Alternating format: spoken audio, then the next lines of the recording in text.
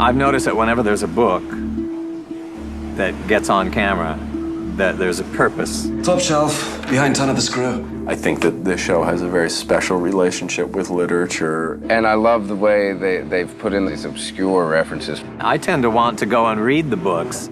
Alice in Wonderland. Watership Down. A Brief History in Time. Wrinkle in Time. The Third Policeman. Stephen King. Stephen King. We're all very big Stephen King fans. It's a well-read, intelligent, mischievous bunch of people who came up with this show. I just like the idea of following a sort of trail of crumbs and making connections that way.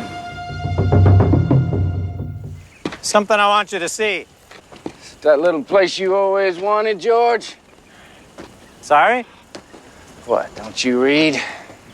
It's from Of Mice and Men. You'd like it. Puppies get killed.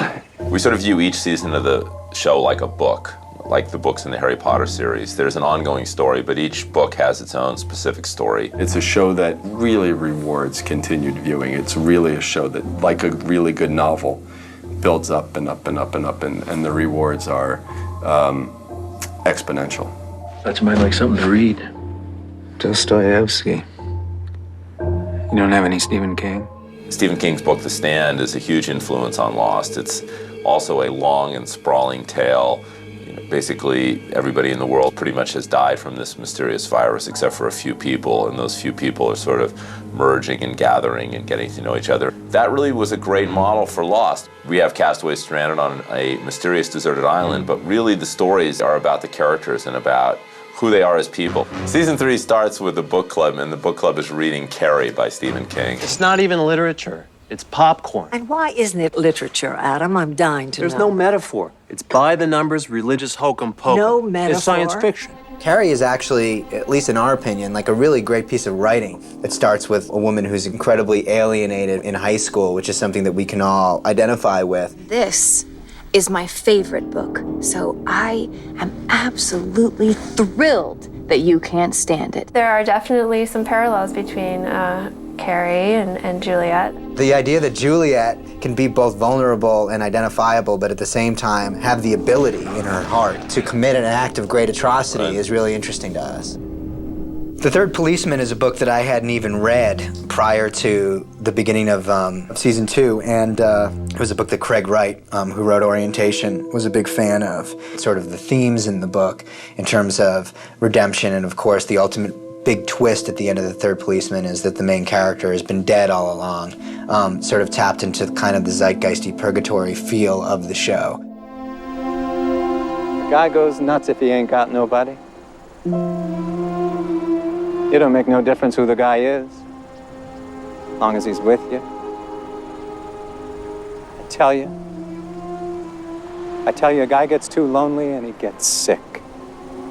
What the hell are you talking about? It's from Of Mice and Men. Don't you read?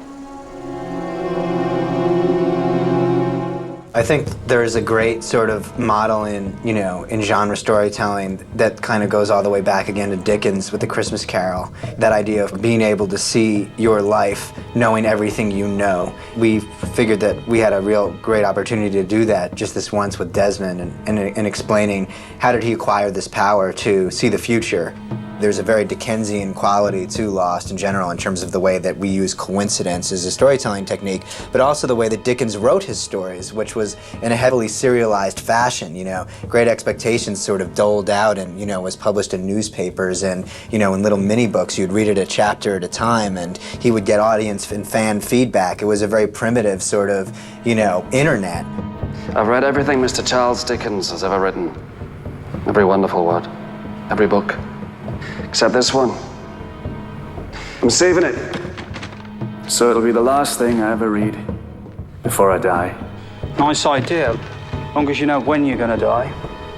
There is a fairly well-known story in literary circles that, John Irving has a copy of Our Mutual Friend, and that he says it's going to be the last book that he ever reads. We sort of expropriated that idea and gave it to Desmond. As cheesy as it sounds, like when I was growing up, I'd watch Saturday morning cartoons, and between the cartoons, like TV actors would be like, reading is fundamental. These racks and shelves contain a lot of books.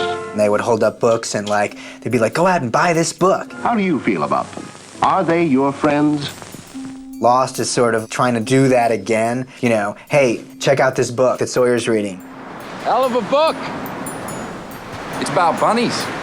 I love that Sawyer is a bookworm, and I love that he reads anything and everything. Things you would not typically think Sawyer would read. He's looking at a library from 1970-something in a hatch, and then whatever is on the plane. That's the thing I love the most about it, is that it's not like he can go out and buy a book. He can read what's there, and once he's done, that's it. Reading to the baby, if you remember, he was reading his car magazines to the baby. Christine, in one of our episodes, really wanted to have Sawyer reading Are You There, God? It's Me, Margaret, and I thought that was hilarious. How's your book? Predictable. Not nearly enough sex. I always imagined that he read all the books that he really wanted to read first, that were cool to him, but now he's getting to the Ayn Rand. Fountainhead's a very intimidating book, but I think that when he started reading it, I think he probably really loved it because there's this character in it called Rourke, a sort of a renegade, who is very much like Sawyer. There's sort of like these mythological stories that are ongoing, you know, referenced in a way over the course of the show. The Wizard of Oz is obviously a big one, and last year the Henry Gale reference kind of kicked it off.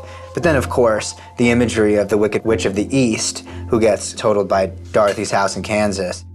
This year we continued there, and then obviously with an episode called The Man Behind the Curtain. I think there is no Jacob. You are the man behind the curtain. The Wizard of Oz. And you're a liar. We've always envisioned Benjamin Linus as that kind of a guy, but maybe now we're beginning to believe that there is, in fact, an almighty and powerful Oz, and if he is almighty and powerful, that might be a very scary thing indeed.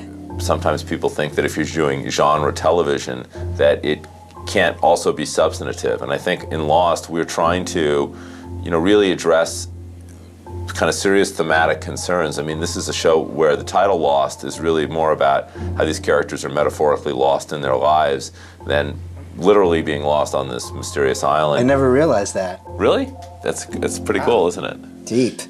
People saw the pilot, it was kind of like, oh, is it going to be like Lord of the Flies? In the reality of our world, Lord of the Flies has actually been strangely inapplicable. Lord of the Flies is about a group of kids and how their society basically breaks into two. One is savage and one is civilized. There was an unseen monster, and they started killing each other. Well, actually, it does seem like I stand corrected. Honestly, the savages are our people, the castaways.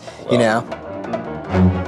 keep defending the others, and I don't know why you do that. They tuck their shirts in, and they have refrigerators. Savages don't tuck their shirts in. Look at you. You're a savage. That's true. So I guess I'm out of the book club.